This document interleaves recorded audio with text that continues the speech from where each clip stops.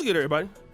It's your boy, O'Shea Duke Jackson, back at it again with another episode of The Celebrity Junk. Dame Dash, as many of you know, is a hip-hop business legend, most notably with his work with Roc-A-Fella, teaming up with Kareem Biggs and Jay-Z, all right? And, of course, Dame Dash, the last 5 to 10 years, he's been known more as a person, as a consistent complainer, going around talking about Jay-Z and what Jay-Z did and what happened, instead of, basically being successful and showing that, his formats work, showing that his business dealings work. But that hasn't been the case with Dame Dash. In fact, quite the opposite is what the case is. Dame Dash is now bankrupt, okay? He has basically hit rock bottom, right? And if you think about that, because he was in Roc-A-Fella. And why is this the case? When is Dame Dash going to be honest about why Jay-Z actually left him and stop trying to recreate history and really manipulate the younger generation into believing these lies?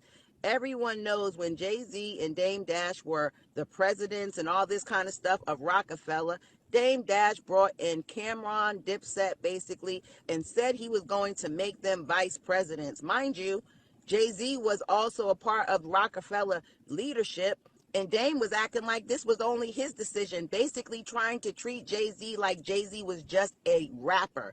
And that's why in Jay-Z's songs, he says, I'm a businessman. Not only am I the businessman, I'm a businessman, because Dame Dash was trying to play him out like he was just a rapper. And Jay-Z had to let it be known, no, baby boy, I'm also the businessman. Dame Dash bringing in people like a Cameron who Jay-Z didn't even get along with and tried to act like, yeah, he gonna be on this label. And that's why Jay-Z, once he saw how Dame was moving, bringing in a whole crew that Jay-Z didn't even get along with, that's when he separated from your ass, because you was doing shiesty things. You were trying to act like Jay-Z was your worker and as if y'all weren't equal. So Jay-Z stepped off and said, hey, if I'm just a rapper, go find another one. So you heard that breakdown. Shout out to the sister there. Her name is Never Stop Sherry on TikTok. But she basically broke down the issue when it comes to Dame and Dash. That is pretty much the issue. And so now, what do I want to talk about? All right, this is interesting. I want to discuss it.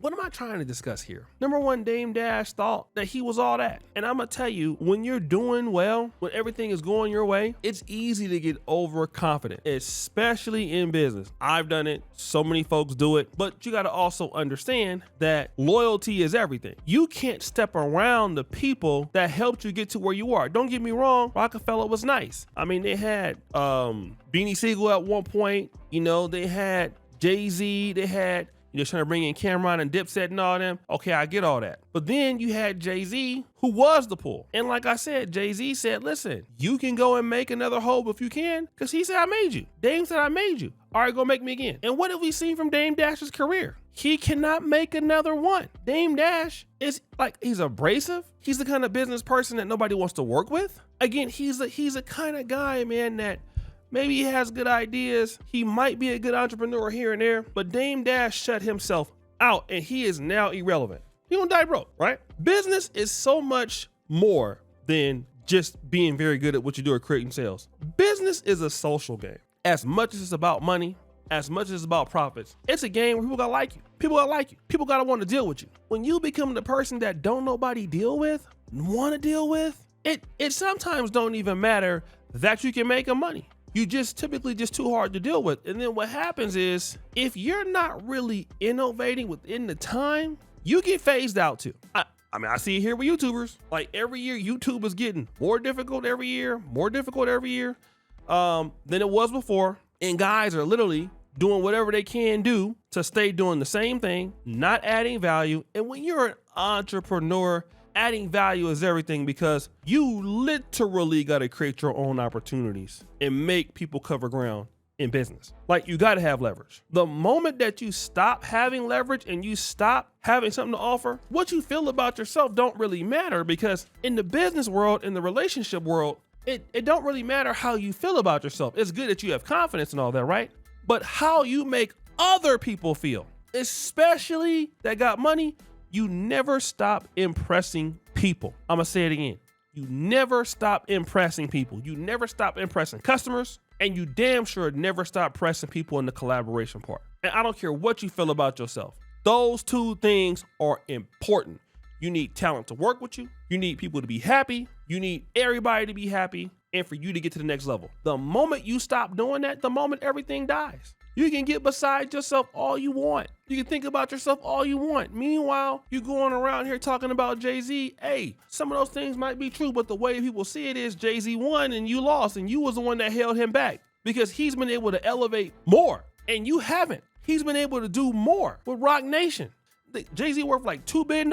Like Jay-Z keeps elevating. He keeps innovating, but you haven't. And it's almost like the dude, you know, I always tell this story. I won't tell the whole thing, but I talked to you about a dude that was a firefighter. Had a wife, the wife divorced him. He wanted to get back with her. She chose somebody else. He ended up getting with somebody else, getting married, and found a better looking wife, had a kid, bought a house, finished firefighter school. The ex-wife didn't. The ex-wife chose another dude. She was spending her money on the guy. Instead of getting taken care of, instead of having a good husband, a good man, she ended up being the breadwinner. And so what ended up happening was, after he was successful, she started trying to ruin his life. And like all of a sudden he have a hard time seeing his kids. He got a hard time seeing his daughter. He has a hard time doing all this stuff, which is crazily insane that all of this stuff is happening now, right? And it's like, well, why are you acting like that? Oh, because he was never supposed to be successful after you. And this is what people really hate. Like if you look at teams that trade away somebody and they go and win, like when the Buccaneers gave up on Steve Young and the Steve Young goes to the 49ers. And all of a sudden under Bill Walsh and then, you know, under George Seifert, he becomes a Hall of Fame quarterback. It just proves that the Buccaneers were a terrible organization at the time and they just couldn't win because the guy eventually became a winner. So then why couldn't you be a winner? Like what was going on? And so now you're bitter at that person, you know, and Dame Dash, it's almost like Jay-Z was supposed to fail. And that's what you wanted. You wanted to be able to say, look at you now. See, you needed me. And you'd be surprised at how much people may or may not need you. Let me tell you about this, about life. People who want to get better and want to put in the work, even if they meet you and they need you, they can figure something out. Because let me tell you something, somebody like Jay-Z, he got so much to offer. He was so talented. People just start coming helping you, okay? That's one thing about it. If you're good, people just come out and start helping you. People want to just start seeing you win. And them people ain't always, and that's the kind of world that we, you know, typically live in where, you know, everything is a black and white situation and all of this. Everything is not black and white, okay? So people start winning and they start winning without you, okay? And smarter people continue to come. Just keep doing well, keep doing well. Like the people that help you the most in life, you have not met them yet. All you gotta do is keep swinging the bat. The issue is Jay-Z kept winning enough that the right people just kept finding him. Now Dame Dash had the opposite effect.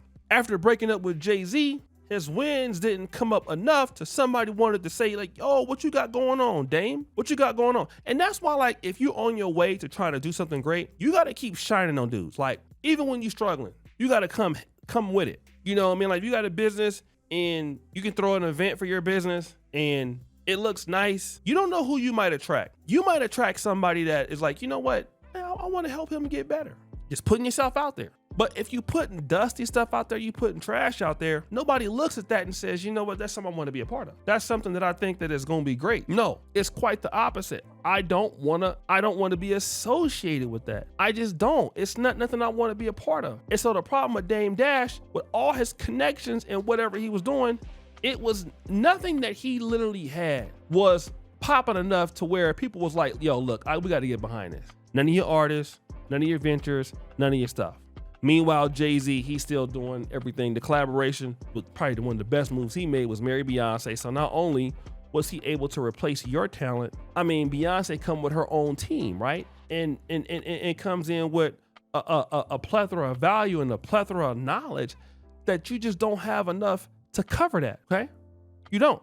So then now people need you less and less, and then they get to sit back and watch you struggle, like literally.